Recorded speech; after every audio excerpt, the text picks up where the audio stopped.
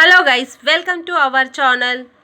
ఇప్పుడు ఉల్లిపాయలతో పుంటి కూర ఏ విధంగా తయారు చేద్దామో చూద్దామండి. నేను ముందుగా ఉల్లిపాయలను అయితే సన్నగా తరిగి పక్కన పెట్టుకున్నానండి. ఇప్పుడు స్టవ్ ఆన్ చేసి ఒక కడాయిని అయితే పెట్టుకున్నానండి.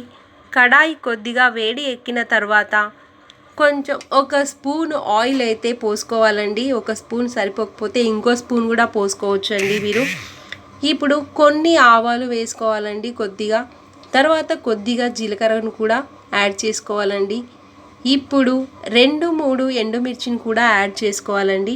అవి కొంచెం హీట్ ఎక్కిన తర్వాత మనం ముందుగా సన్నగా తరిగి పెట్టుకున్నటువంటి ఉల్లిపాయలను అయితే వేసుకోవాలండి. ఈ యొక్క ఉల్లిపాయలను వేసుకున్న తర్వాత మనం కొద్దిగా కరివేపాకును వేసుకోవాలండి. ఈ యొక్క కరివేపాకు తర్వాత కొంచెం సాల్ట్ వేసుకున్న తర్వాత 5-10 నిమిషాల తర్వాత బ్రౌన్ కలర్లో వస్తాయండి ఆనియన్స్. ఇప్పుడు మనం వెల్లుల్లిపాయలను కూడా కచాపిచా దంచుకోవాలండి. ఈ యొక్క కచాపిచా దంచుకున్న తర్వాత బ్రౌన్ కలర్లో వచ్చిన ఆనియన్స్లో వేసుకోవాలండి.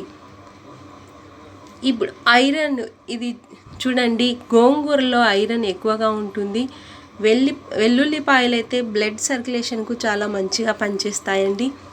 ఇప్పుడు మాత్రం పసుపు వేసుకోవాలి. పసుపు వేసుకున్న తర్వాత కారం కూడా వేసుకోవాలండి. కారం పసుపు వేసుకున్న 2-3 నిమిషాలకు కడిగి పెట్టుకున్నటువంటి గోంగూరను వేసుకోవాలండి. తర్వాత ఈ యొక్క కర్రీ రెడీ అవుతుందండి. 5 నిమిషాల తర్వాత ప్లేట్లోకి తీసుకొని తినడమేండి.